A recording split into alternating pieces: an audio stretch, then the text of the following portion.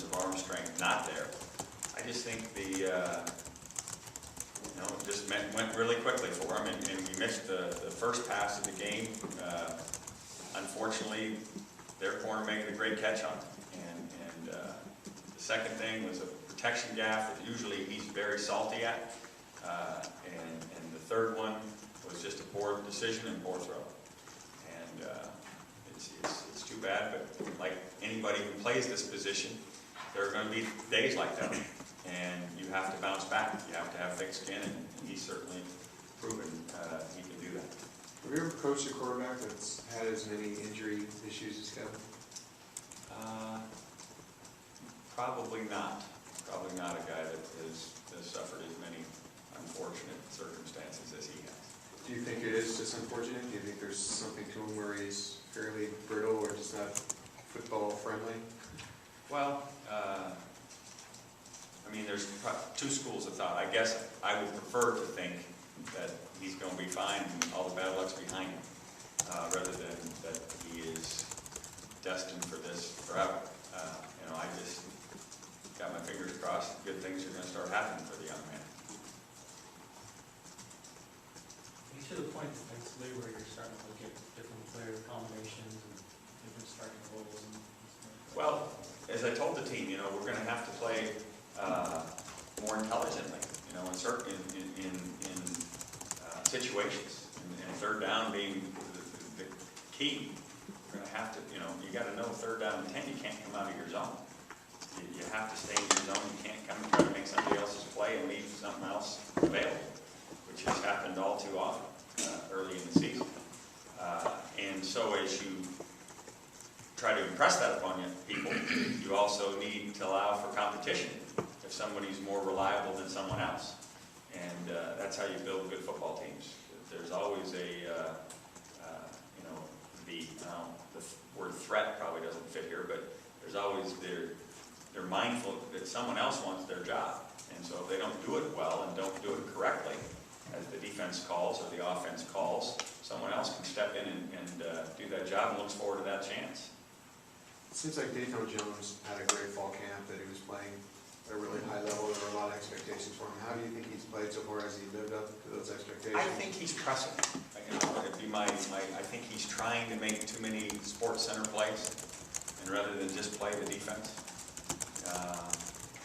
He's a young man that was looking forward to getting back out on the field after having missed his sophomore season, and so now that he's back in there, and I think now that he's ready to hopefully settle in and become the player we all expect him to be.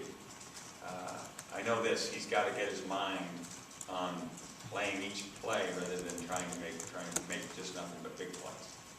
I know you shuttle in a lot at defensive line, but did he sit for a considerable amount of time against Texas? In Oki, there was a point in the game, I think, where he had another offsides penalty, where there may have been, like we talked about, a demotion. You got to do things the right way if you're going to play. And while they're tough lessons, I'm sure Dayton understands that's pivotal to our success. You can't be offside. Sports Center plays. I mean, could that Nelson had the top play the first week, and could that have had a negative residual effect, like players want to? No, I don't think so. I don't.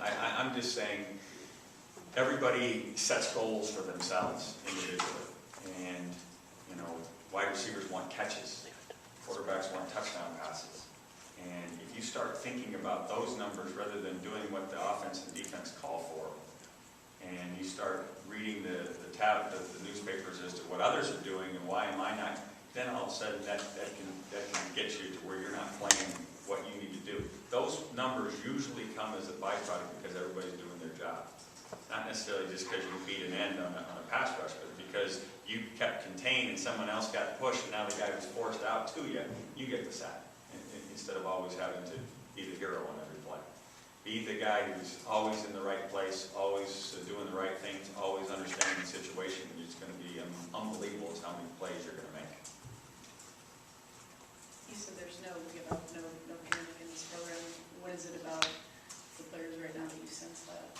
just feel like they're eager to get back to work.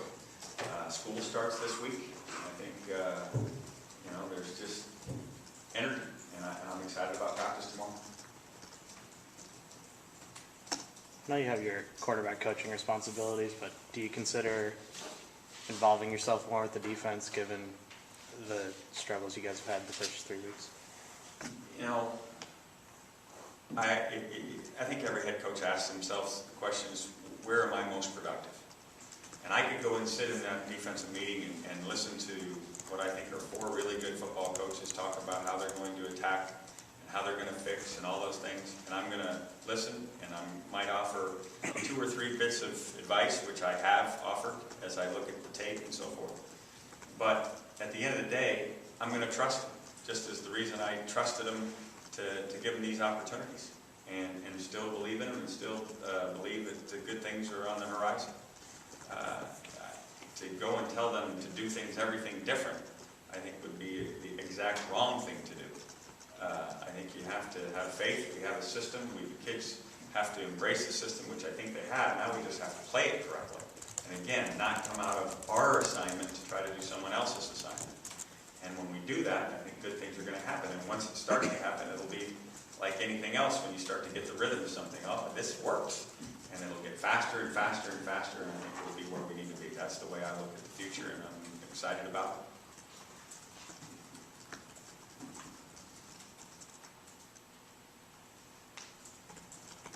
There was some concern over spreading Jeff too thin with 3 special teams duties. How do you think he did in that in the last What game? was it, 51 and 52? Mm-hmm. I'd say he did really well. Now, had you been to practice when I was actually going to try to move him to the place kicker, when Kip Smith was struggling, you would have said, maybe he isn't a place kicker, because there were some balls that were hardly getting airborne. I was asked, on a conference call last night, did I expect him to do well? And, Jeff Locke has proven that he can rise up in big games and make plays when you need him to make plays. And so my expectation for him, even though he missed the 2 kicks that we do in the pregame, right before we go in halftime, my expectation was he's got big enough shoulders to let that go, and he'll go out there and strike. And lo and behold, he did. But I still look forward to having Kip get back and continue to be the kicker that we recruited him to be, and hopefully get Jeff to focus on the 2 jobs that he had. We'll see if Kip's available this week. Tyler Gonzalez remain on the team? Tyler's going to remain on the team, and help us. Joe Roberts is down, so we've got some, rather than catching balls off of jugs, we can catch balls off live kicking, and who knows, maybe Tyler will get a chance here before long. Who's doing the laundry for the soccer team these days? I don't know who took that job. I have to check. Jorge will have that information for you. So when Kip comes back, it's his job. Is that Kip comes back and is consistent. Like all jobs, we want consistency. But I expect Kip to come back when he's healthy and be consistent, as he was starting to become as recently as the San Jose State game. What challenges is Oregon State pose for you? Well, they're a team that's not started well, kind of like us, and so they're going to have an unbelievable energy playing in front of their home crowd this weekend, and we have to match that and try to surpass it. If you will. We played a great game against them last year, decided on the last play of the game. We had a game that went down to the last minute the year before. So these have been great games over the last couple of years.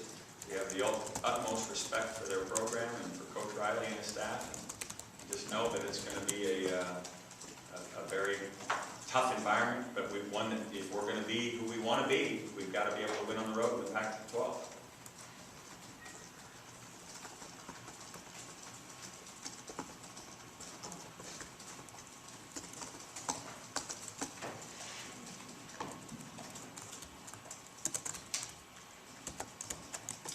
Everybody good? All right, thank you.